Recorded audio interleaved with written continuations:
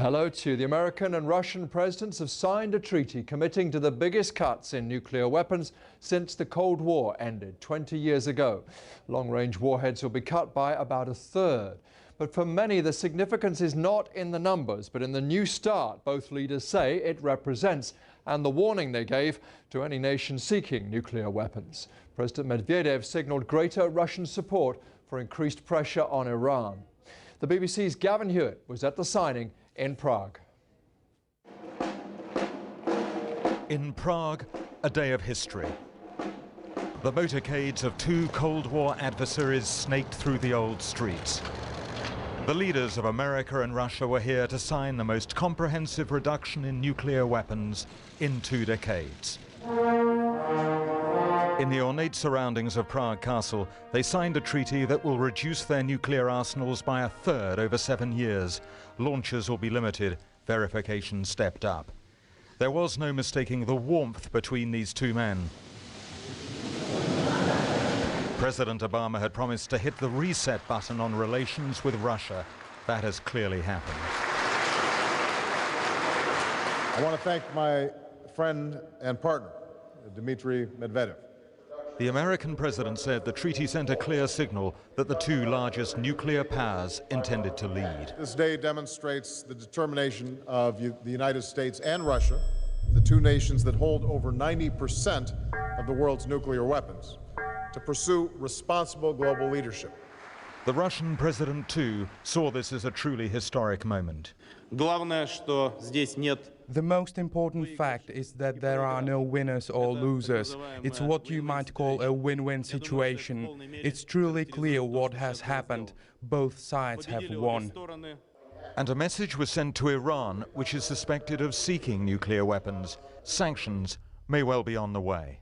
My expectation is that we are going to be able to secure strong, tough sanctions on Iran this spring. On one level, today changes very little. America and Russia will still be able to wipe each other out several times over. But what it does to underline President Obama's ambition for a nuclear-free world, and that may just persuade other countries not to join the nuclear club. Gavin Hewitt, BBC News, Prague.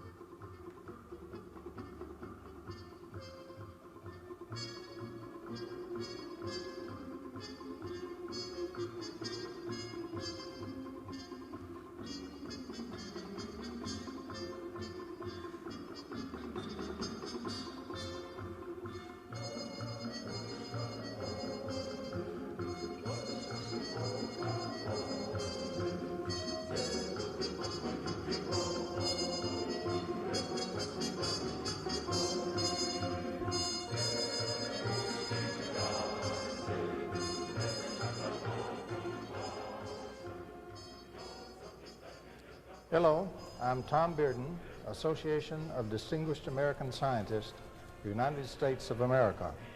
I'd like to talk to you about some unknown Soviet superweapons, weapons the Soviets have secretly developed, deployed, and tested around the world, weapons that have escaped the recognition of Western scientists, intelligence agencies, and news media. These unusual Soviet-directed energy weapons are so powerful that, as Nikita Khrushchev stated in 1960, they could wipe out all life on Earth if unrestrictedly used. The weapons I am referring to use electrogravitation and a heretofore unknown type of electromagnetic wave, the time-reversed or phase-conjugate wave.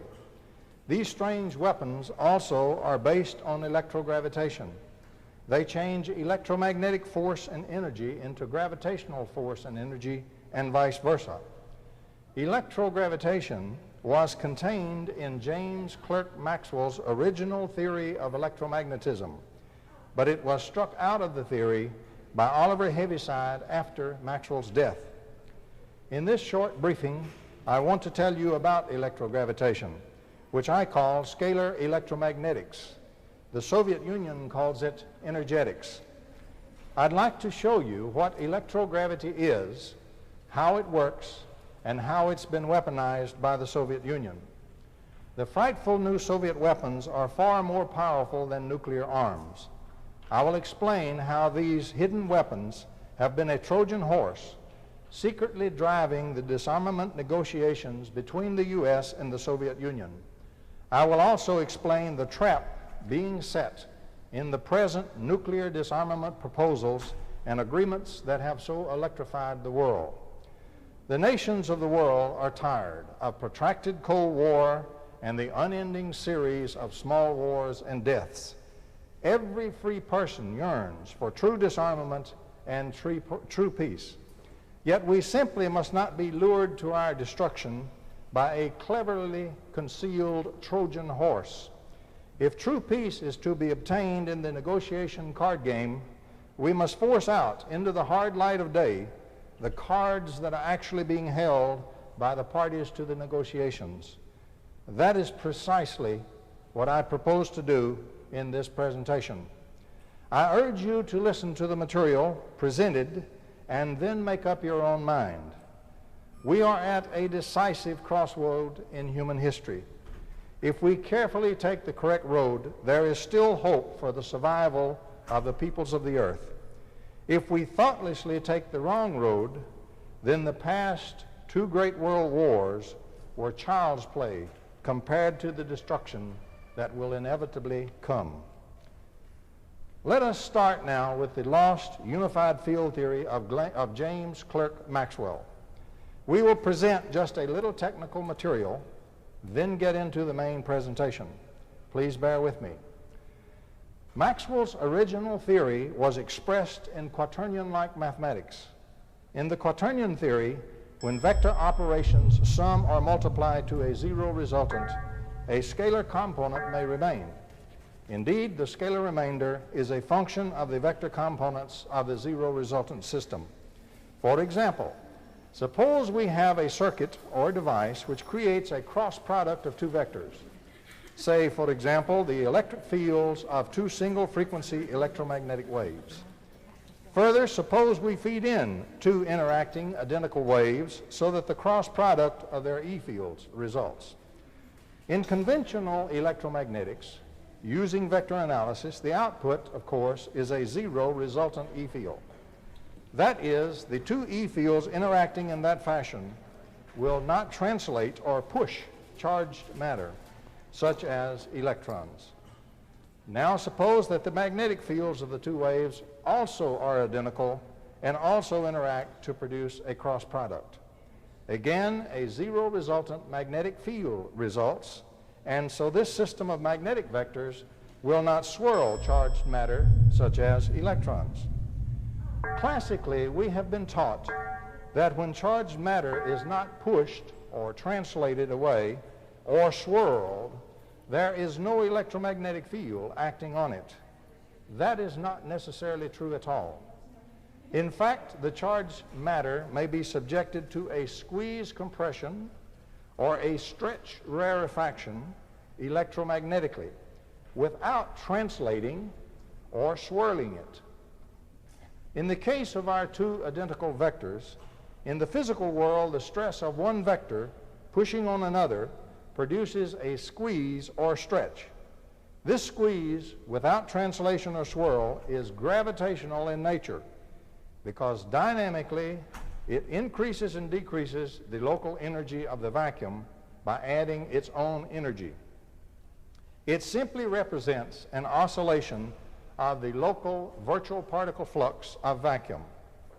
In our example we used, this squeeze wave is captured by the scalar component of the quaternion. So Maxwell's original quaternion theory contained the ability to convert electromagnetic forces to electromagnetic squeezes or to gravitation.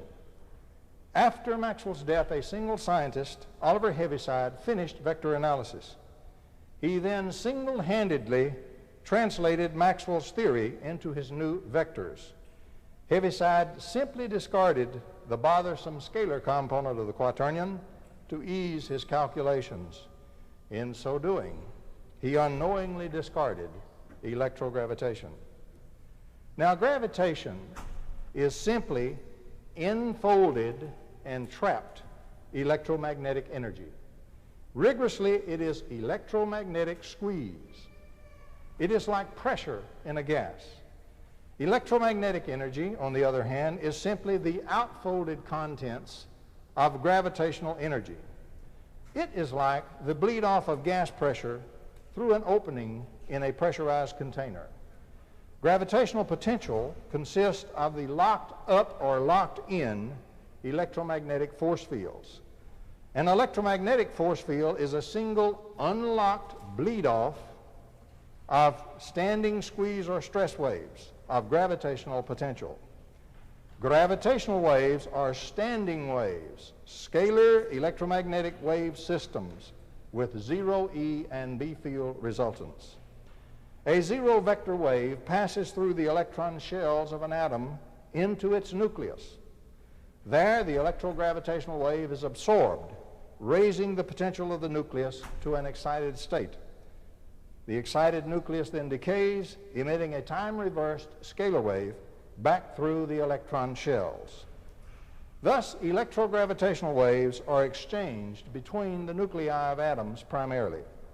This is a continual process between all nuclei of the universe. These scalar waves represent significant oscillations of the local curvature of space-time, something that Einstein assumed could not be done on the laboratory bench. Indeed, it can easily be done using the principles we have stated. The Soviet Union discovered electrogravitation shortly after World War II and developed a secret armada of powerful superweapons based upon it. Let us look at the history, briefly, of the secret Soviet scalar electromagnetic weapons. At the end of World War II, the Soviet Union obtained the cream of the crop of Germany's radar scientists and infrared scientists. At that time, the German scientific team led the world in the theory and technology of radar-absorbing materials, RAM it's called, and radar cross-section. For example, some leading Western radar experts believe that the German scientists had already advanced the theory of radar cross-section beyond where Western scientists have arrived at today. Radar cross-section science, as we all know, is the heart of modern radar technology, countermeasures and countermeasures. The theory of RAM technology is precisely what is needed to develop and design phase conjugate mirrors for radar frequency bands. A phase conjugate mirror is simply a nonlinear material that is capable of producing a time-reversed or TR wave in direct response to a received or absorbed ordinary wave. The mirror may also be powerfully pumped with energy to produce a very large amplification of the emitted time-reversed wave. Just after World War II, the Soviets mounted a truly massive program to obtain and review all the scientific literature of the West. This material was completely re-examined and digested in a deliberate search for a major new technological breakthrough area. Absolutely nothing similar to this has ever been done in the West. By 1950, the Soviets had discovered phase conjugation and the time-reversed wave in their radar programs using the German radar scientists. The time-reversed wave itself is a solution to the wave equation, and hence the phenomenon is universal to all waves and frequency regions under appropriate nonlinear circumstances. It has been done, for example, with sound waves. It is not a matter of frequency, but it can apply to any kind of wave at any frequency. We stress the fact that the Soviets have always led the rest of the world in many nonlinear aspects of science and mechanics from the beginning. Thus, by the mid-50s, the Soviets mounted an intensive national development program on these radar time-reversed wave weapons. The Soviet Union has now had the equivalent of some 7 or 8 Manhattan projects back-to-back in the development, stockpiling, and deployment of TR wave weapon systems. At least 5th generation Soviet TR weapons have been developed and deployed, and they have been hot tested to include actual destruction of free world missiles and aircraft. This is a matter of the greatest importance to the free world, and one which Western intelligence, scientific, and news communities have largely missed. We particularly stress that the time-reversed wave phenomenon is a universal phenomenon of nature. It is not just a fluke and not just a nonlinear optics phenomenon. It is a general solution to the wave equation, and as such applies to every kind of wave: electromagnetic, sound, magnetohydrodynamic, mechanical, and other radiating systems all exhibit the phenomenon under the appropriate nonlinear conditions. Hundreds of Western papers dealing with time-reversed waves are now in the open scientific literature, most of them dealing with nonlinear optics. However, the principles are well established and known to apply to waves in general. Now, a time-reversed wave has startlingly different weapon capabilities compared to a normal electromagnetic wave. Such a wave is stimulated in a nonlinear material by a strike or an emergence or an absorption of a regular positive time wave. Such a wave precisely retraces the path of the ordinary wave that stimulated it to be formed.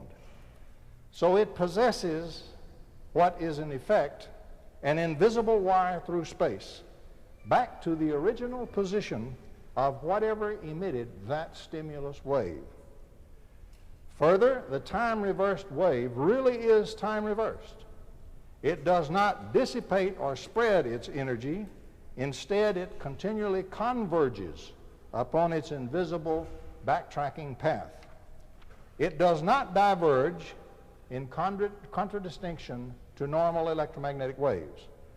Now, this characteristic makes it ideal to use in firing slugs of electromagnetic energy, what are called electromagnetic missiles, against a distant target, even one that is thousands of miles away from the emitter.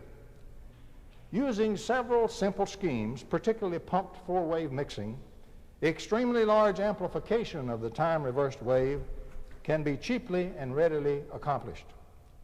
A startling weapons capability therefore emerges when amplified TR waves are generated in response to the received weak signals from a distant target. First, if any signal at all can be received from that distant target, a return time-reversed signal of extreme power can be delivered directly to that target. Almost all of the transmitted time-reversed wave energy will arrive at and in that distant target, even through a highly nonlinear medium or under scattering conditions. Hardly any of the energy will be lost en route. If the target is fast-moving, a lead correction signal can be calculated and added to steer the return path. Second, real-time holography can readily be accomplished using time-reversed waves and without first making holograms. In addition, by using pumped four-wave mixing, as much energy as one desires can be placed into the distant hologram, including even negative energy, which cancels an equal amount of positive energy. Powerful geometrical forms, balls, shapes, hemispherical shells, and so forth, of electromagnetic energy can be created at a distance quite readily by interferometry or crossed beam techniques using time-reversed waves. Since the TR wave carriers do not disperse with distance, these interference energy forms can be assembled by crossing TR wave beams at great distances, even at thousands of miles. In theory, the energy appearing in such a distantly created energy form is limited only by the amount one cares to put in at the amplified transmitting end, and by the state-of-the-art of the technology in developing the mirror. Thus, the radar itself becomes now a powerful all-around weapon with a TR wave adjunct. Once the radar receives a weak return signal from a target, an extremely powerful time-reversed wave pulse can be generated, and all the energy in that pulse can be unerringly returned to the distant target from which the return was received. Crossed beam over-the-horizon radars, such as the giant Soviet woodpecker transmitters, are ideal for use as carriers of wires for distant time-reversed wave interferometry.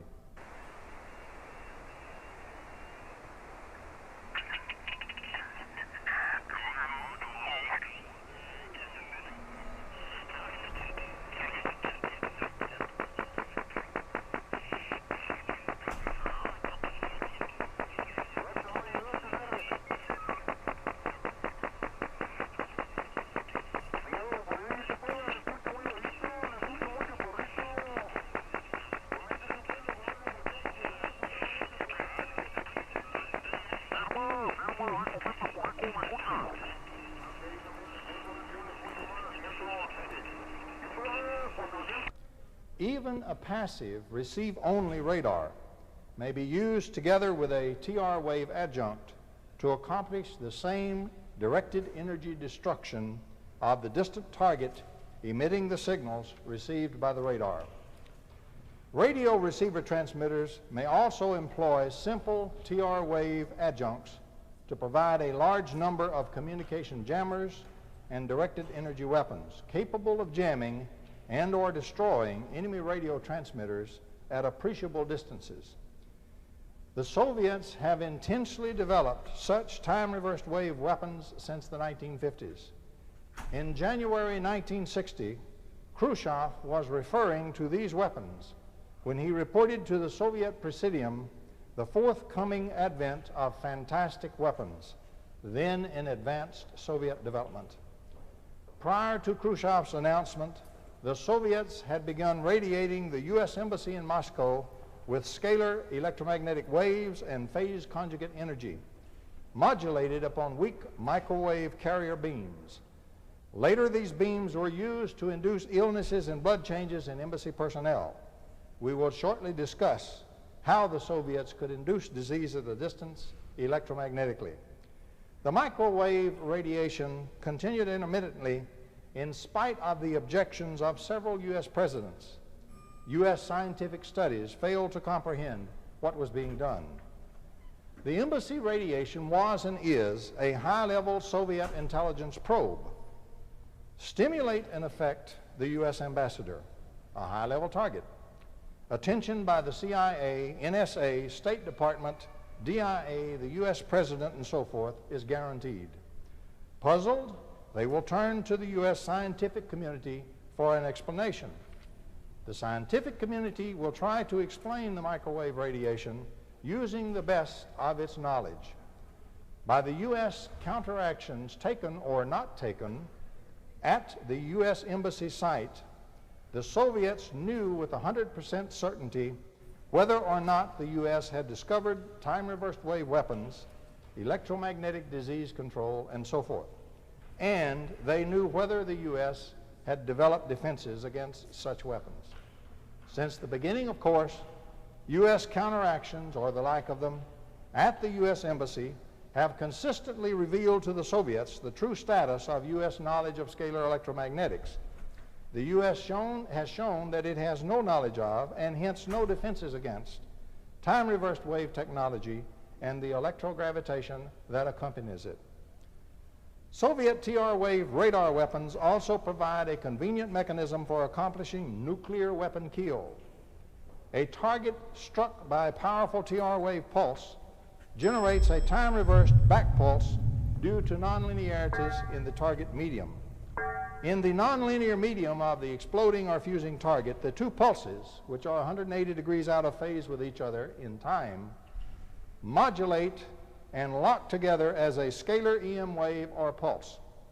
This scalar EM pulse has zero electromagnetic force field resultants, but it is a violent fluctuation of the local energy density of space-time. Rigorously, it is a local gravitational pulse wave by definition. Further, it is far more powerful than normal gravitational waves since the stress is in the time dimension.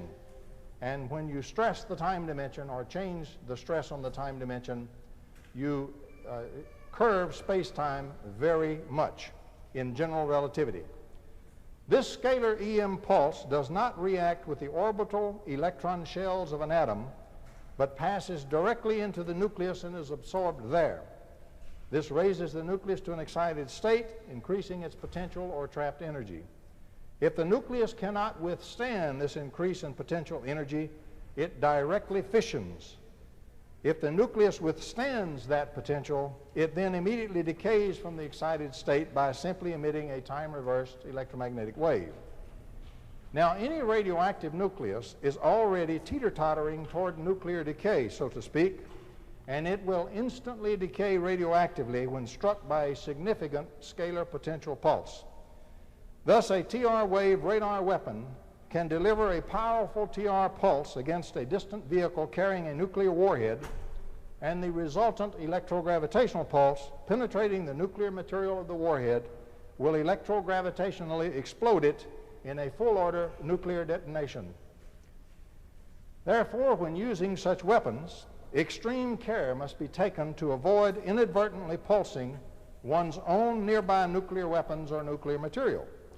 In attacking distant ground targets, one must be careful not to detonate nearby nuclear weapons, nuclear power plants, or stored nuclear material, even at some distance from the target.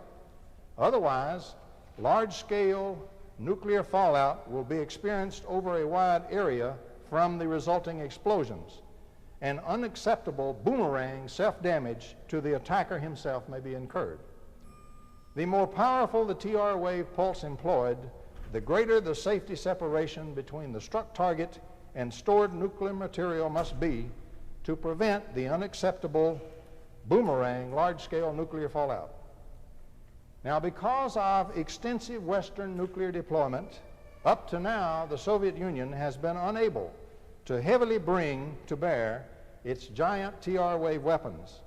Their extensive use would inevitably detonate many of the Western nuclear weapons in place. The resulting worldwide nuclear fallout would devastate all nations, including the Soviet Union. And that is precisely what is driving the sudden and sweeping nuclear disarmament campaign by the Soviet Union. It sees a golden opportunity to thin out Western nuclear deployment and free the restraints on using its giant continent-busting scalar electromagnetic weapons. Large TR wave interferometry weapons, such as the woodpecker signals and systems, usually first produce very powerful scalar EM standing wave beams by continuously transmitting into the carrier beam both a normal EM wave and its phase conjugate. These two beams, 180 degrees out of phase in the time dimension, but not in the space dimension, are modulated or locked together to produce a standing zero EM vector resultant electrogravitational wave. This produces space-time curvature mostly upon the time dimension, which is by far the most significant for curvature in general relativity. Interference of two of these standing scalar EM wave beams in the targeted area, plus internal scanning within individual EM components of the beams by other transmitted modulation signals, allows electromagnetic effects of either electromagnetic energy or time-reversed electromagnetic energy to be produced and controlled at very precise locations within the broad interference area. Such giant standing scalar electromagnetic waves can be established in space, in the atmosphere, in the ocean, or in the earth, since these beams travel through the nuclei of the atoms as their medium. Each such huge scalar EM standing wave beam represents, in fact, a gigantic electrogravitational standing wave, and hence a giant oscillating stress potential in space-time. This standing wave represents a sort of gigantic capacitor or accumulator of enfolded electromagnetic stress energy. Enormous energy may be collected in this potential, charged up over a period of time. Now, short out of this giant capacitor by transmitter failure can result in a large flashover discharge of the electrogravitational energy into the local Earth at the stricken transmitter, producing a massive electrogravitational ground wave that can strike nuclear facilities and be enormously destructive. Thus, one must carefully protect the TR wave weapon system from inadvertent discharge of large electrogravitational pulses into the Earth at the site due to transmitter failure, short-outs, and so forth. Otherwise, one's own nuclear weapons or facilities may be exploded, even at some distance, by the electrogravitational pulse ground wave that is produced. One's communications and electronics installations, for example, can be knocked out at even greater distance. For example, in the winter of 1957-58, one or more large Soviet TR wave prototype weapons at Kishtim, near the Urals, suffered catastrophic transmitter failure, discharging a powerful scalar electrogravitational pulse into the Earth. This huge electrogravitational pulse struck the atomic waste stored nearby, causing all the radioactive nuclei to immediately decay. In other words, the nearby atomic waste exploded, just as interrogated personnel from the region reported. Deadly radioactive contamination spread across a major region of the Soviet Union by fallout, and the area is strongly contaminated to this day. After this accident, the Soviets developed much more elaborate safety circuits and devices and implemented them into their time-reversed wave weapons. Even so, in April 1986, the explosive eruption of a reactor at Chernobyl was almost certainly caused by an accidental catastrophic failure of a large time-reversed wave woodpecker transmitter about 30 kilometers away. The sudden failure of the east-to-west woodpecker transmitter was positively detected in the field by engineer William Bice. All safety circuits at the site would have been instantly activated, desperately and slowly draining off the huge standing wave potential built up by that weapon. The Soviets would also have immediately shut down the nearby reactors at Chernobyl as a precaution. However, in a shutdown reactor, the radioactive uranium fuel rods are still physically present.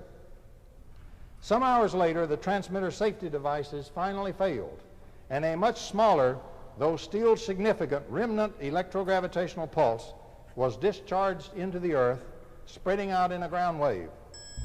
The first radioactive material it encountered was the fuel rods in one of the hapless, shut-down Chernobyl reactors. The fuel rods received the electrogravitational pulse and violently erupted in a burst of radioactivity, rupturing the plant.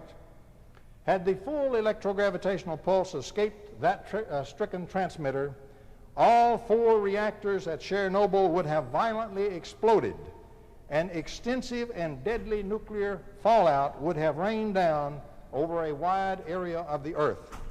Had the reactors not been shut down and the control rods inserted full in to dampen the radioactivity, a far greater radioactive eruption, probably a nuclear explosion, of the struck reactor would have occurred. In the middle of the 8.8 magnitude earthquake that hit 6 weeks ago in Chile, the biggest earthquake anywhere in the world in 50 years. What we did not know at the time of that quake was that in the middle of that giant quake, there was a team of American officials inside that country, inside Chile, on a top secret mission to save the world from nuclear disaster. It sounds melodramatic, right? It's actually not an exaggeration. In the days before that earthquake hit, a team of US officials were in Chile on a mission to secure 40 pounds of radioactive, highly enriched uranium. They were to obtain it, secure it, and transfer it safely to the United States, all in secret. This 40 pounds of highly enriched uranium was being stored at 2 facilities. Now, 40 pounds of this stuff is considered to be enough to destroy part of a major city if it were detonated, which would not be the hardest thing in the world to do. So you obviously can't just pick this stuff up, throw it in a suitcase, and hop on a plane back to the United States. US and Chilean officials had to extract the uranium racks from these ionized pools they were stored in. They then transferred them into specially designed casks. The casks were lined with 8 inches of lead and steel to keep the uranium safe in transit. 60 tons of metal were used to secure just 40 pounds of uranium. Package and handle this stuff the wrong way, and you can set off a spontaneous nuclear chain reaction. Time magazine reports it was only 12 hours after the team got the uranium into those casks and surrounded it with 1,500-pound protective impact limiters. Just 12 hours after that, the giant 8.8 impact, aka earthquake, hit. Well packed for shipping, the uranium was safe in the quake. If there had been a spontaneous nuclear chain reaction, you probably would have heard about it by now. But the earthquake did render totally unusable the port that these scientists were going to use to ship out this secret nuclear cargo. After a recon mission that involved the head of the Chilean nuclear agency personally driving himself to one uranium site to check on its safety, the scientists worked through the night to find a new escape route. They decided to use a port 50 miles to the north of the one they had initially planned. Cue a dark of night convoy to the new port through an earthquake-ravaged countryside with no electricity in a desperate attempt to get this uranium out of the country safely. Again, all while keeping it secret. Despite major aftershocks, the uranium made it to the new port safely. But then, more drama. One of the cranes that was being used, look at this, one of the cranes being used to hoist this unstable, highly radioactive material onto the American ship malfunctioned, sent the container swinging, flying out of control just yards above the deck. Ultimately, they regained control, and the uranium was loaded onto two specially outfitted double-hulled American ships. They put it on two ships so they would have split the material, so neither of the ships would be carrying enough highly enriched uranium to make a bomb. The ships then embarked on a 2.5-week Coast Guard escorted journey to the United States, including an ulcer-inducing trip through the Panama Canal. Their ultimate destination, South Carolina, where the uranium is painstakingly converted to safer, non-weapons grade fuel. With the moratorium ending on telling the story of Chile's uranium in the earthquake, today in Washington, leaders of 47 countries gathered for the biggest summit in the United States in more than 6 decades. It's a 2-day gathering aimed at addressing the issue of global nuclear security. And right at the beginning of day 1 of this summit, some results to be announced. Today, Ukraine announced a landmark decision to get rid of all of its stockpile of highly enriched uranium by the time of the next Nuclear Security Summit in 2012. Ukraine will eliminate its entire stockpile of highly enriched uranium.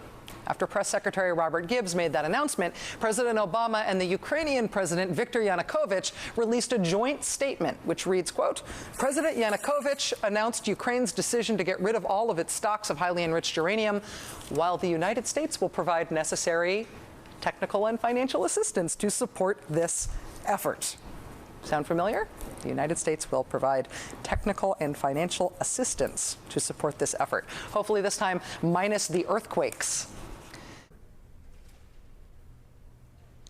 In May 1960, a prototype TR-wave radar weapon was used to down Gary Powers' high-flying U-2 aircraft over the Soviet Union. Powers reported a flash as if from an explosion near him, but the flash persisted.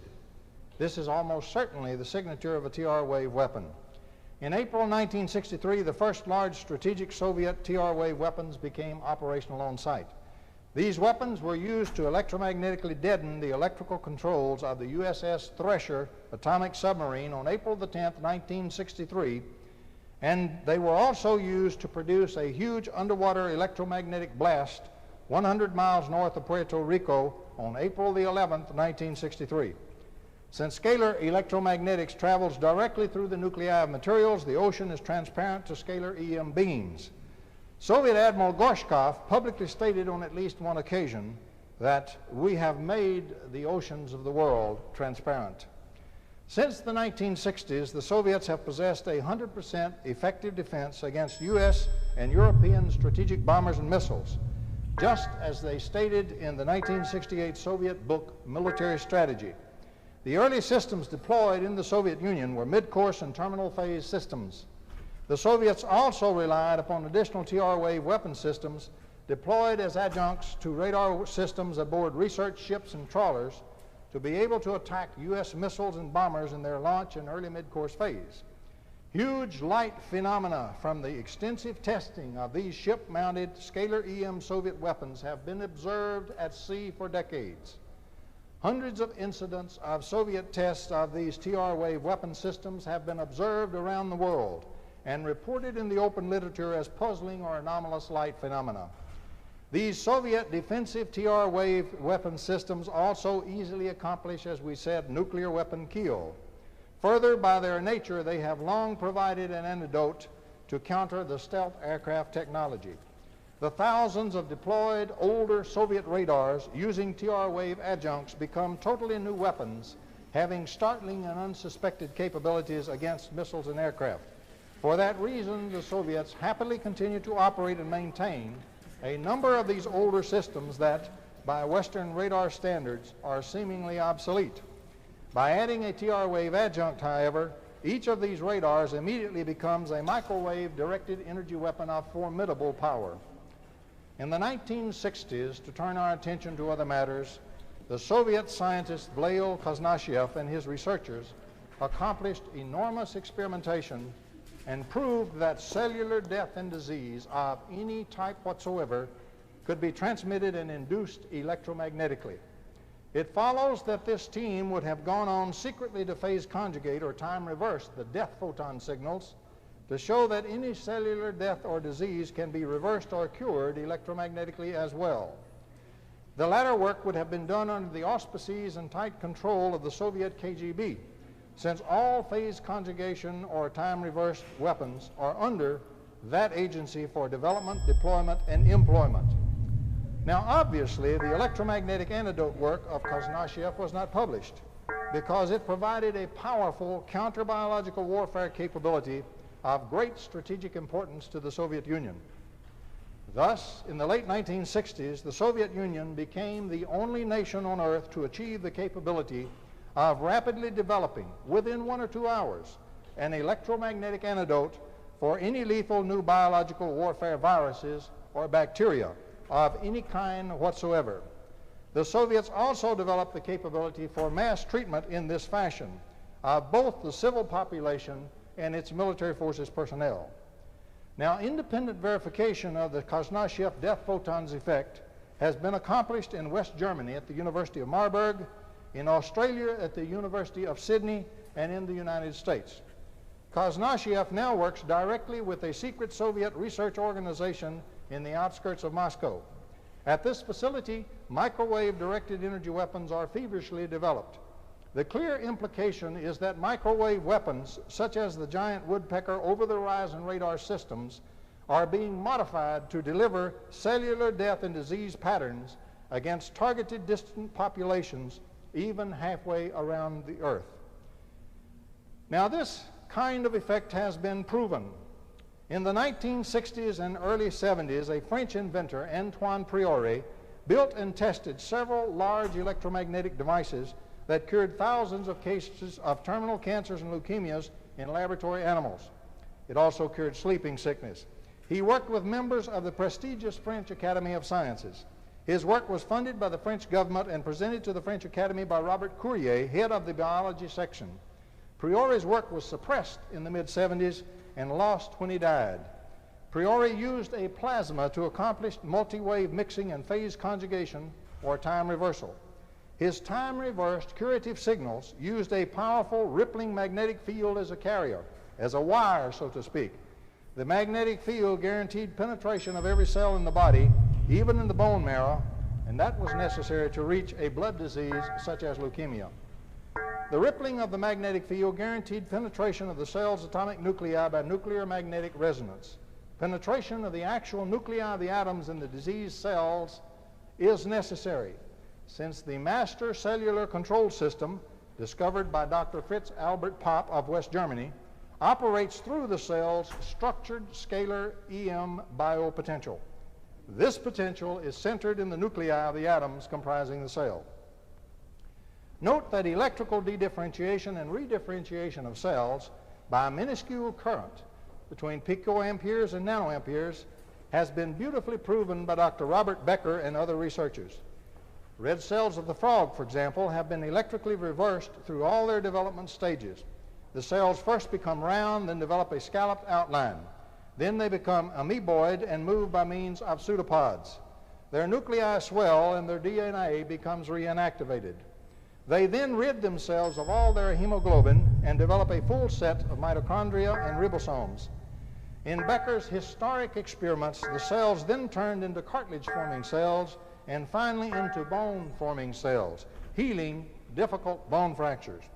In short, Becker demonstrated cell dedifferentiation followed by redifferentiation into an unrelated cell type, all electrically initiated and controlled with laughably weak currents.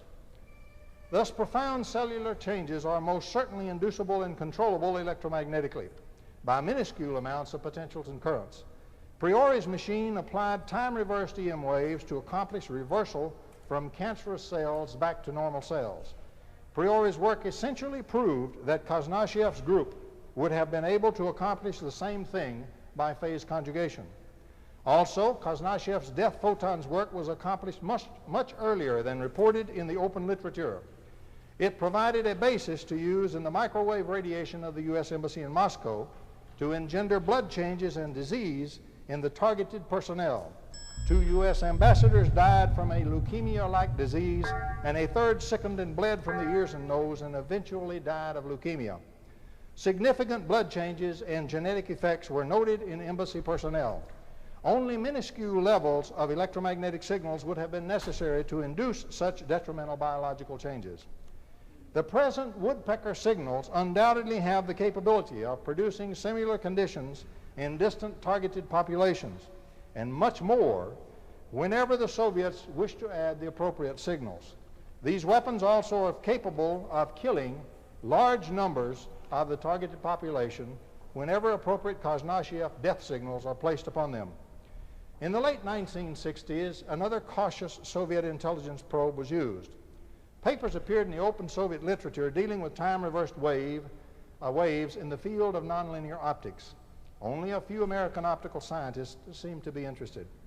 In 1972, to focus more U.S. attention on their subtle intelligence probe of U.S. time-reversed wave knowledge, the Soviets sent 2 scientists to Lawrence Livermore Laboratory to brief American scientists on optical phase conjugation.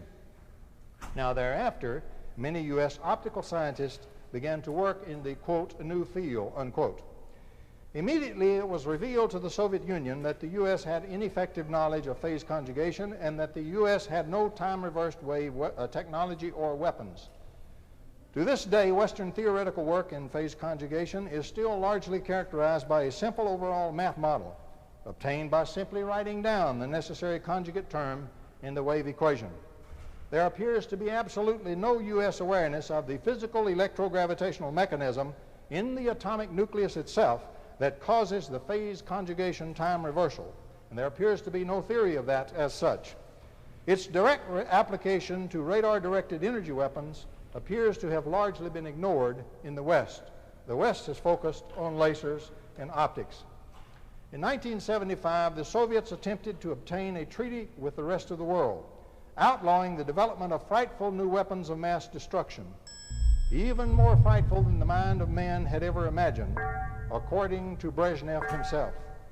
Gromyko introduced a draft treaty into the 1975 session of the United Nations General Assembly. No one in the West knew what the Soviets were referring to. Failing to obtain the treaty, the Soviets in 1975-76 embarked on the greatest military buildup in history. This buildup was nothing short of a full-fledged preparation to be ready to dominate the world. The year 1985 was set as the ready time, according to Leonid Brezhnev's 1972 statement at a secret Prague meeting of European Communist Party leaders. The Soviets met this 1985 scheduled goal. As we stated, the Soviets can be immune to any type of viral biological warfare anytime they choose to be. The use of lethal new viruses thus has become a highly favored, low-risk method of warfare for the Soviet Union and for no other nation on earth. The West has no such capability against viral warfare and in fact is totally vulnerable to attack in this manner. Both Western troops and Western civil populations are totally defenseless against the threat of viral biological attack. A BW strike from a small hostile nation or even from a few radical terrorists, or even an inadvertent contaminant spillage from one of the great many ill-controlled private genetic experiments, can result in the introduction of a lethal, highly infectious new virus that will decimate the West. Indeed, a biological warfare viral attack may already have been unleashed on the world. In 1971, the U.S. passed the National Cancer Act and declared open warfare on cancer. Iron Curtain scientists were invited to participate, and they did so with alacrity. At the same time, ironically, penetration of Western recombinant DNA genetics research was one of the highest priorities of the Soviet KGB. Many KGB scientists and agents were infiltrated into our labs under this program. Some cancer research labs at Fort Detrick, Maryland, for example, still to this day employ more communists than American scientists. In these cancer labs, animal viruses were repeatedly injected and re-injected into human cell cultures until new viral strains emerged that preferred human cells as hosts. These adapted viruses could then be cultured, and the effects or lack of effects of various chemicals and drugs against them could be ascertained. This is all a necessary part of the legitimate war on cancer. However, these new viruses are exactly what one would wish to develop if one were seeking a biological warfare virus to which humans were not resistant, and one which preferred humans as its host. Sometime during the early 1970s, KGB agents who had infiltrated U.S. cancer research laboratories may have deliberately contaminated the World Health Organization's smallpox vaccine with one or more of the lethal new viruses freely available in the Western cancer laboratories, available to them because they were working in those laboratories. Massive smallpox vaccination in Africa and other third world countries then resulted in the appearance and spread of the AIDS disease. Now, if this thesis is true, then AIDS constitutes the first Soviet biological warfare strike against the West in what can only be categorized as an opening round in a unique new World War III. With the Koznachiev techniques, the Soviet KGB already has the effective electromagnetic antidote against AIDS and other lethal viruses anytime it wishes to employ it. Some Soviet citizens may die with AIDS, however, to serve as a deception plan and conceal the true Soviet electromagnetic anti-biological warfare capability. Meanwhile, the third world nations and the West will be devastated by the killer disease. Now, as if this were not enough, today there is even a British firm which will tailor-make a virus by computerized gene splicing techniques, and it will sell that virus to any purchaser for $10,000. Hosts of poorly controlled or uncontrolled persons and laboratories are experimenting today with recombinant genetics all over the world. Much of the residue from these experiments is dumped into the biosphere to eventually produce innumerable recombinations and new viruses. Inevitably, some of these new viruses will be lethal and even fast-acting. So many other lethal viruses are almost certain to follow AIDS, whether from covert warfare strikes, fanatical terrorist groups, or inadvertent private contamination. Undoubtedly, some of these frightful new viruses are not going to be slow viruses or lentiviruses. Some will likely be highly infectious and quick-acting in the manner of some influenzas. Some will be transmitted successfully by insect vectors such as the voracious new Asian tiger mosquito now spreading across the southeast U.S. Now, beginning in July 1976, powerful new Soviet over-the-horizon radars, the infamous woodpeckers, became operational. Extensive weather engineering over the U.S. has been accomplished by these weapon systems. Now, this has been separately documented by the present author, by C.B. Baker, editor of Youth Action News, Andrew Mikrowski of Canada's Planetary Association for Clean Energy, and other researchers such as Andrea Puharich. In addition, the woodpeckers possess the full range of TR wave weapon capabilities, including real-time holography capabilities and anti-stealth capabilities. Terrible anti-biological capabilities are also possessed by these weapon systems, and they are also highly effective as global launch phase and mid-course phase defensive weapons for use against U.S. missiles and bombers. In the launch phase, for example, track the missile as it's slowly rising, send it a huge pulse of TR wave or time-reversed wave energy, scratch one missile. In November 1985, the Soviets completed wet-run weapon tests against U.S. missiles and aircraft and at least 3 of NASA's shuttle launches, employing the woodpeckers in the launch phase, ABM, and anti-bomber mode. Now, in the target year, 1985, beginning in December, actual destruction of selected U.S. missiles and aircraft was accomplished. Targets destroyed by the Soviets included the Arrow DC-8 at Gander Air Force Base, Newfoundland on December the 12th, 1985. This is 2020. Tonight, remember this, Gander, Newfoundland. 248 U.S. soldiers killed in an air tragedy. Shattered families consoled by the president. Tragedy is nothing new to mankind, but somehow it's always a surprise. The official ruling, an accident. But was it, or did terrorists cause the worst air disaster in military history that no one survived? Then, in a major 2020 investigation, Lynn Scher re-examines the case. What caused the crash? One report says it was ice, but yet there's no proof that it was ice. It's just all theory. Were witnesses brushed off? Was evidence ignored? The hole blown through the fuselage strongly suggests that an explosion took place on board the airplane while it was still in flight. And the theory that could rock the nation. Do you really believe that Iran-Contra figures in that air crash? I think there's a strong possibility, and I think we need answers to these questions. The tragedy at Gander. What really happened? Targets destroyed by the Soviets included the Shuttle Challenger, launched on January 28, 1986, the Titan 34D rocket, launched on April 18, 1986, a U.S. Delta 178 rocket launched on May 3, 1986, and the French Ariane 2 rocket launched in late May 1986. In addition, a Nike Orion research rocket misfired over the New Mexico desert on April the 25th, 1986.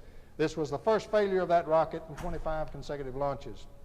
During the same period, that is early in 1986, a spate of crashes of French military aircraft occurred over a 4-month period, causing French Defense Minister André Giraud to open a special investigation.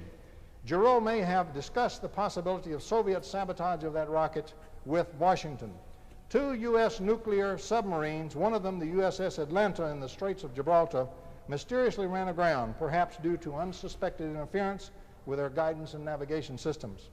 In July 1986, a highly secret U.S. Air Force aircraft, possibly a stealth fighter, crashed near Bakersfield, California. The crippled aircraft was seen in trouble and photographed by Andy Hoyt. The aircraft was not on fire when it came down, and it did not explode in the air. It gave the attributes of a scalar electromagnetic interference with its control systems. Another loss of a possible stealth fighter occurred in 1987. Loss of these 2 secret aircraft may have been due to Soviet testing of time-reversed weapon capabilities and anti-stealth capabilities of the Soviet Woodpecker weapon system. Now, hosts of other anomalous and mysterious incidents indicative of Soviet phase conjugate TR wave weapon utilization on a massive scale occurred in 1986. These are documented in my 1985 book, Fer de Lance, and in my forthcoming book, AIDS, Biological Warfare. However, a severe limitation on the unrestricted use of time-reversed wave weapons exists. If powerfully and unrestrainedly used, they will cause nuclear warheads and nuclear material to explode as surface nuclear bursts in the dirtiest possible fashion. The resulting massive radioactive fallout would probably wipe out all higher forms of life on Earth. Note that in 1960, Nikita Khrushchev actually stated that these fantastic weapons could wipe out all life on Earth if unrestrainedly used. As long as we possess an appreciable deployment and stockpile of nuclear weapons, we are essentially dead man fused against substantial Soviet usage of these powerful weapons. Thus, Mikhail Gorbachev needs to thin out the deployed and stored Western nuclear warheads to allow a more unrestrained field of play for his decisive TR wave weapons. That is why at Reykjavik he suddenly expressed full interest in President Reagan's zero option, even expressing agreement with the principle of on-site inspection to ensure dismantling of missiles and removal of warheads. That is why the Soviets are so actively interested in the withdrawal of nuclear weapons from Europe and negotiating a strategic nuclear reduction treaty. Using their scalar EM weaponry, they can quickly and easily take Europe with impunity the moment the nuclear weapons are thinned out and Western dead man fusing is removed. So we can now understand what is driving the present steps in nuclear disarmament and towards the kinds of nuclear treaties that are being negotiated. We are referring in these weapons to a new kind of blitzkrieg warfare, war conducted by powerful beams and long-range destruction engendered at the speed of light. NATO can be defeated in 2 hours or less, and the entire war, mop-up and all, would last perhaps 3 days. Of course, powerful demonstrations of Soviet superweapons could be provided to show that attempted nuclear retaliation would simply be suicide. The woodpecker weapon systems alone could wipe out all major communication systems and power systems in the U.S., induce waves of EM-induced death and disease in pre-announced locations, induce waves of abject fear and panic in the populace, or psychologically disrupt and disable, say, the Washington, D.C. area, to include the people, the government, and the Pentagon. If such a scenario were accompanied by proclaiming a Soviet equivalent to the Monroe Doctrine, except applying it to Europe, offer of a ceasefire, and an offer to allow us at Dunkirk to evacuate the beaten remnants of our forces, the U.S. and NATO would almost certainly be forced to accept Soviet terms for a ceasefire that left the U.S. and Europe intact. In fact, the U.S. Congress, reacting with alacrity to accept this sudden and apparently miraculous Soviet leniency and avoid the destruction of the world, would probably play a leading role in dictating acceptance of the surprisingly liberal Soviet terms. An agreement with the Soviets to mutually withdraw many of the nuclear missiles from Europe has now been signed by the President of the United States. Its ratification by the Congress or by the Senate is imminent. When the missiles are sufficiently thinned out, the preceding scenario or some variant of it is very likely to occur. There remains, however, one fly in the Soviet ointment, the U.S. Strategic Defense Initiative, or SDI. Presently, Western scientists apply phase conjugation primarily to keep laser energy beams intact and on the target at great distances. They appear to be completely unaware of the electrogravitational aspects of phase conjugation. For one thing, they work at the wrong frequencies for gravitation. That's low frequency. An inventor colleague of mine has already rigorously proven the electrogravitational aspect at low frequencies on the laboratory bench. The phase conjugate time-reversed wave is composed of and carries negative energy and negative time. If the atomic nuclei of an object are continually forced to produce a great deal of this negative energy, negative time, they also produce anti-gravity. This is because in negative time, gravity is a repulsion, not an attraction. 500 watts of negative energy are sufficient to float 1 pound of steel. In addition, if the electromagnetic energy of a laser is changed into gravitational energy, a theoretical gain of up to 10 to the 42 times is achievable. In practical devices, an energy gain of 10 to the 20th may readily be achieved. Applied to a modified laser in space, this electrogravitational gain factor is of overwhelming significance. In the US SDI, U.S. scientists presently envision a high-energy laser in orbit, pumped perhaps by means of a nuclear explosion. The pulse beam from this laser would have sufficient power to destroy a rising strategic threatening ICBM in the launch phase, say at 10,000 miles away. If that same laser were converted to a scalar electromagnetics laser, one that turns much of its electromagnetic energy directly into electrogravitational energy, it could blast and destroy possibly a quarter of a large nation, such as the Soviet Union, with a single shot. Thus, if the U.S. developed and tested the SDI spatial and launch hardware for the space-based high-energy laser so that these systems were available for immediate launching, the U.S. could convert these lasers to scalar electromagnetics and still possess a very real strategic retaliation capability, even if the Soviets should strike the U.S. almost unrestrainedly with powerful TR wave weapons. If the U.S. then launched several of these modified space laser systems when attacked, it could still get off a few shots at Russia and destroy her before all the space lasers could be destroyed by Soviet counterweapons. In that case, mutually assured destruction would still exist, and the U.S. would still possess a full, last-ditch strategic retaliation capability against the powerful Soviet superweapons, even after substantial nuclear disarmament. Gennady Gerasimov Soviet Foreign Minister spokesman, confirmed as much on the Peter Jennings ABC News show, Los Angeles, California, on October the 13th, 1986. The real concern with SDI, he indicated, is not with its present design at all. Instead, the Soviet concern is that the U.S. would make a great technical breakthrough and deploy new devices in space as a modification to SDI, presenting an unacceptable threat to the Soviet Union. Gerasimov was almost certainly referring to the potential for U.S. adaptation of the SDI space-based lasers to electrogravitational lasers capable of destroying the Soviet Union. Now, obviously, if the high-energy laser weapons stay grounded in the laboratories and the system hardware is not developed and ready, that strategic retaliation capability is lost. For that reason, Gorbachev is adamantly insisting that the SDI defense must not be developed and tested in space. It must be confined to the laboratory. If Gorbachev can prevent the development and testing of the space-based high-energy laser and get the Western nuclear weapons thinned out, he immediately holds the decisive winning hand. The moment he holds it, he will most certainly use it. This is where we are now vis-a-vis the Soviets. This is the background necessary to understand the full context of the present jousting between the Soviet Union and the U.S. and involving the rest of the world. In the Washington Times of August 26, 1986, Soviet Chief of Staff Sergei Akhromayev warned the United States that the Soviet Union could have an unpleasant surprise response if the U.S. deploys its SDI in space. He stated, "If the United States deploys a shield in space, the Soviet Union will have several options, none of what Washington would wish. The Soviet Union will very quickly find a response of which the United States has no inkling as yet."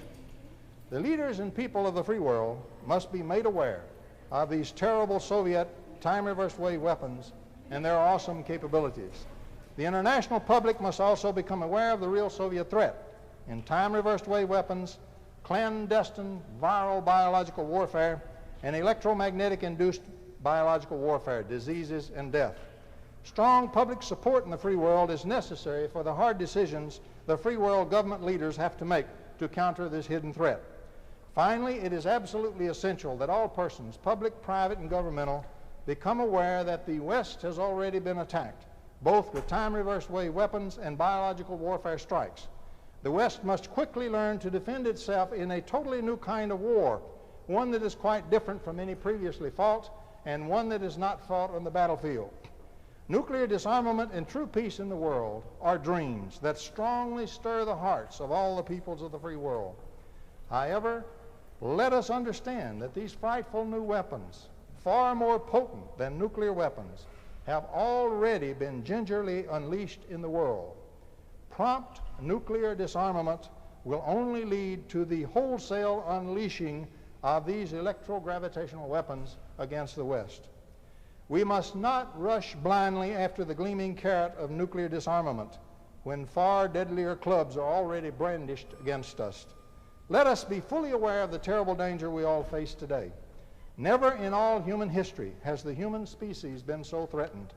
The slightest miscalculation could split the earth or explode the nuclear arsenals of the nations of the world. Let us develop defenses first, then negotiate disarmament and peace that are real. Let the Soviet Union openly reveal the extent of its frightful electrogravitational weapons deployment and testing. Let the nations of the world start a true disarmament process by first outlawing these frightful doomsday weapons, just as Brezhnev suggested 13 years ago. Let us insist on destroying these new superweapons first. Then let us get rid of all of the nukes. For our children's sake and the existence of the world, we must focus the world's attention on the real disarmament problem. We must rid the world of a threat far more terrible than the mind of man has heretofore imagined, to quote Brezhnev in 1975.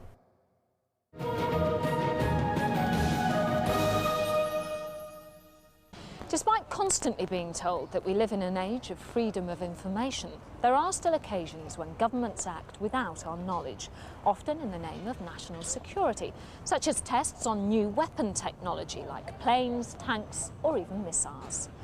Our next mystery concerns a strange explosion in a remote area of the Australian outback, which led one man on a 2-year search for the truth.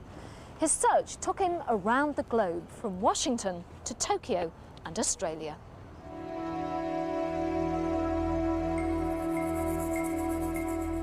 In 1993, the calm of the Australian outback was shattered by an explosion, which registered 3.7 on the Richter scale.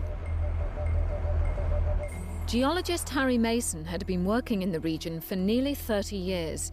He decided to investigate. I began to research this, but I had no idea where this was going to go. I mean, I was researching a fireball, an explosion, an earthquake, which we thought was a meteorite impact.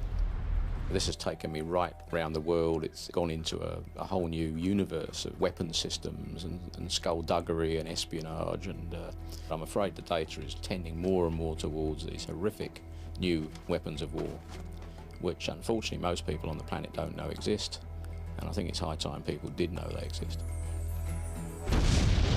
So what had happened? Earthquakes are non-existent in this part of the goldfields. It hasn't had any in Aboriginal memory or in seismic recorder memory since 1900. So got pretty excited about this. This was going to be a fantastic thing to research. I decided that what was necessary was to get out there in the field to hunt down any eyewitnesses, and we're talking a very large area, so that was not easy. But I finally got lucky and located a number of Aboriginal witnesses who had seen this whole thing from start to finish. All right, that's one. What he saw was a sort of a light coming from the west, went straight over the top of us. There's a whistling noise with it. Just a big bang and lit everything up. Most of them all thought it was the end of the world. What's going on? We heard a bang and the earth sort of shook. We had eyewitness reports of a fireball flying through the sky. There was a huge flash of light and a massive earth tremor. Now, it seemed pretty reasonable that a very large chunk of rock had flown in from space and impacted on the ground, and that this had caused the earthquake, and that was the end of the story. From combining all the evidence, Harry pinpointed the location of the explosion to a remote sheep station, where he found another witness. One night I was laying in bed, and next minute this thing started coming over from the south, and it's hit the ground and made a bang, and it's left a light right up in the sky and stayed there for hours. Now, the clincher really is Kelman's evidence for when this thing ended. It turned off as if someone threw a light switch. One moment it was there, the next moment it wasn't. And you're starting to really wonder, this is one hell of a strange kind of meteorite. If it was a meteorite at all. One way of solving this argument was to actually go out there and find an impact crater.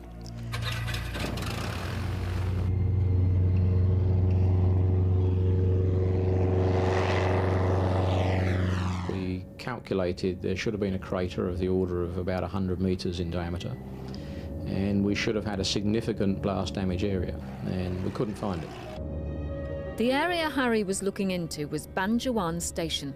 This remote sheep station had belonged to the Aum Shinrikyo, a Japanese religious cult held responsible for the terrorist nerve gas attack in the Tokyo subway in 1995, which killed 12 people and injured thousands.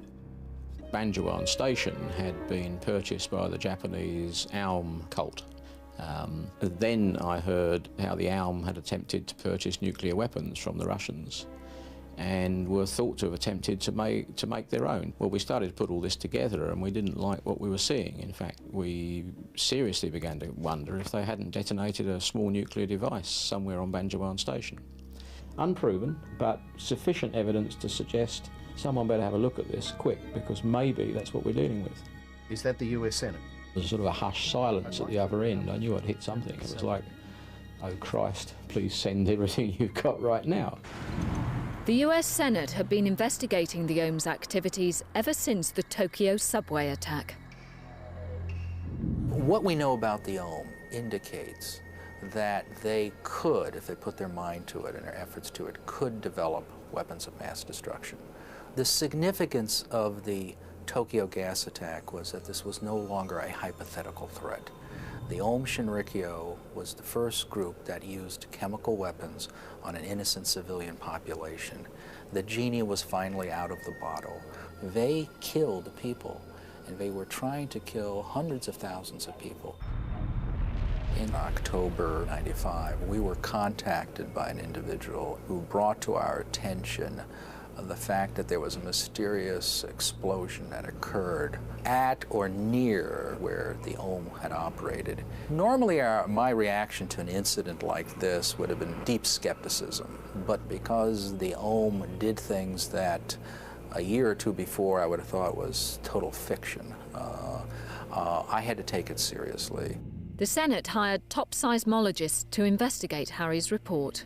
We were able to determine that it wasn't a nuclear weapons test based on the signature, the characteristics of the seismic signal. And the signature seemed to be more similar to that of an earthquake rather than that of an explosion. The problem with that is we don't normally associate earthquakes with objects flying through the sky, loud noises, and bright flashes of light that light up the night. After analyzing the satellite images, well, we haven't found any smoking gun. There's no obvious crater there with a smoldering meteorite. So if the eyewitness accounts are credible, and it's not a meteorite impact, and it's not an earthquake, then what is it? The ohm were interested in some very strange and bizarre weaponry, some of which was science fiction, but with the ohm, the difficulty was that science fiction and reality were very much mixed. That made them so interesting and also so scary. The Senate had discovered that the ohm were interested in the work of a scientific pioneer called Tesla. Tesla, you say? Right. No, I'm with you. Well, instant red flag went up here because, as it happens, I'm a bit of a Tesla buff. I have a lot of Tesla's books and books about Tesla. And I remember that somewhere in there was some data about creating earthquakes. Tesla had developed a theory, although not proven, of making earthquake machines or weapons that would cause earthquakes through alternating waves and currents. What he's saying is I can flick a switch and I can create an explosion anywhere on the other side of the planet which you can't defend against. And that explosion is of the same order of magnitude as a nuclear blast.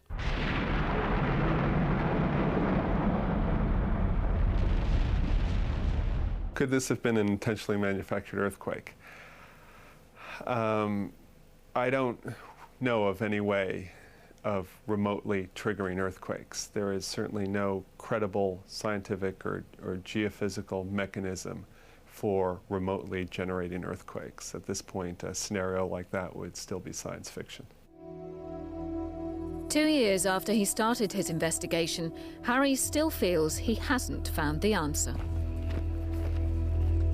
I'm quite prepared to be wrong. Let's look at the various scenarios that may be involved here. Meteorite impact, problem, no crater. Earthquake, fine, but there's a problem. How do we explain the moving fireball and the huge explosion? I'm the only person who's actually taken the trouble to go out to Banjuan, interview the witnesses and gather the evidence. And I am convinced that there is something far more sinister has happened out there and is happening in the Australian outback. These are the only traces left of the ohm's occupation of Banjuan Station.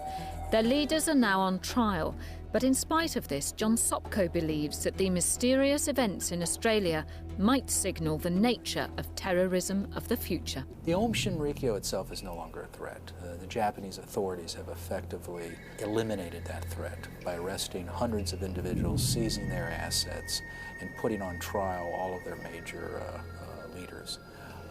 What still is a threat is an Ohm-like group that could be anywhere. It could be in England, it could be in Australia, it could be in the United States. And it may not be led by a semi-blind Buddhist acupuncturist. It could be anyone who could do it. Because now weapons of mass destruction can be made by an individual in their bathtub and can be used. And so the motive of individuals and the potential for their use is out there.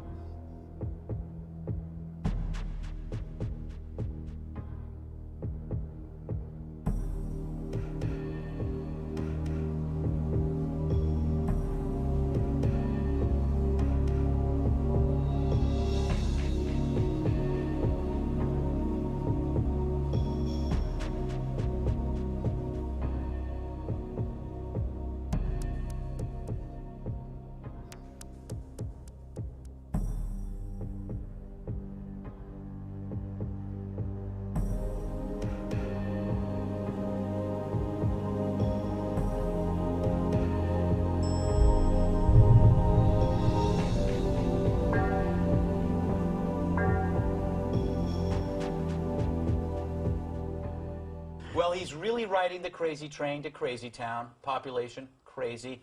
Venezuelan President Hugo Chavez has achieved a new level of nuttiness after accusing the U.S. of using a, quote, earthquake weapon to cause the devastation in Haiti. He's a nut. This week, Chavez's press office sent out a press release saying the 7.0 quake was caused by a U.S. test of an experimental shockwave system that can also create, quote, weather anomalies to cause floods, droughts, and hurricanes.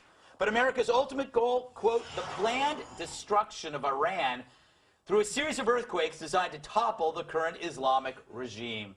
Alarming indeed. Also alarming Chavez's appetite for kittens. Oh, no. Yeah, see, tell you. Anyway, can we see tape of Chavez making a statement to the media?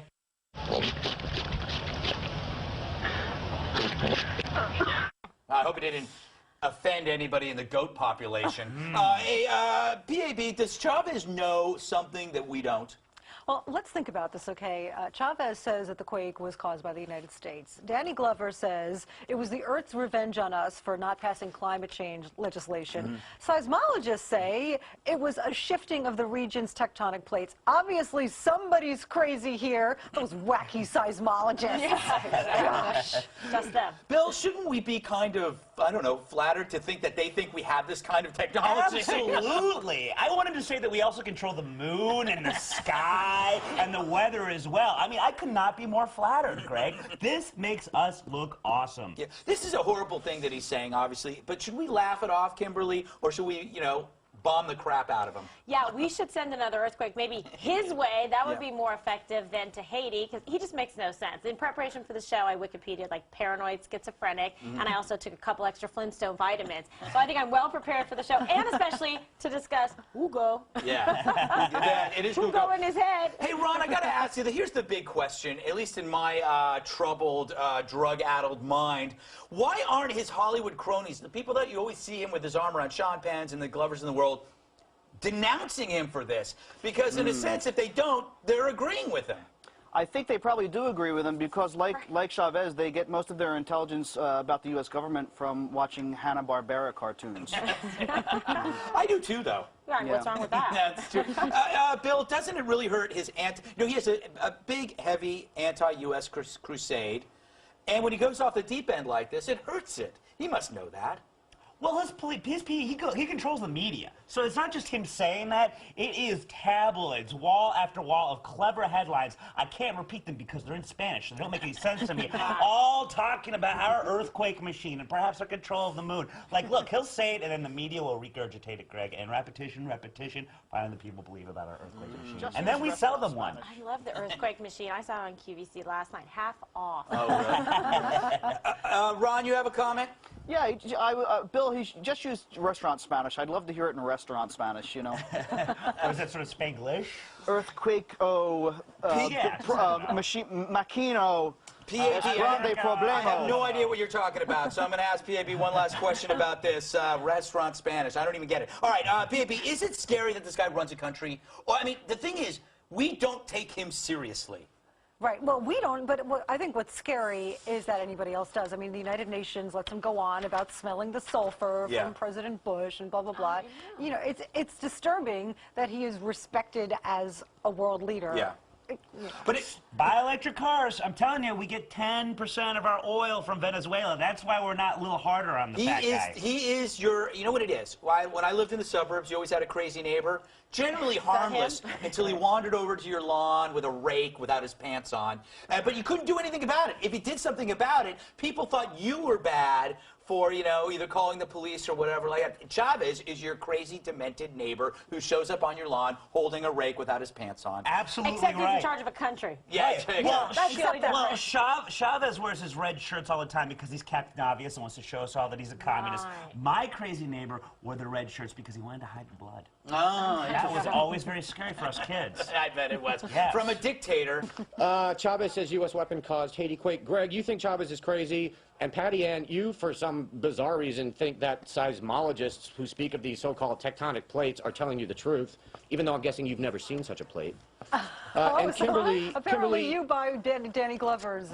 No. Kimberly, you think Chavez is a paranoid schizophrenic. Apparently none of you are familiar with the HAARP project. That's the government's high-frequency active auroral research program that's run out of Alaska, supposedly to study ways to improve satellite communications. But those of us in the know are aware that it's really being used for energy weapons, weather control, earthquake induction, and even mind control, Greg. Yes, that's right, mind control. I agree with you, Andy. Somebody passed the meds around down Bill to is wondering how he can sign up for this oral research project. And the thing is, the actual target was probably Cuba, but these things aren't perfected yet. Okay, well, now we learn. Bottom line is, he's nuts, and Yeah. someone else is. The bottom line is you're all sheep. Yeah. And you just believe that the government doesn't do things like this, like cause earthquakes and control your mind.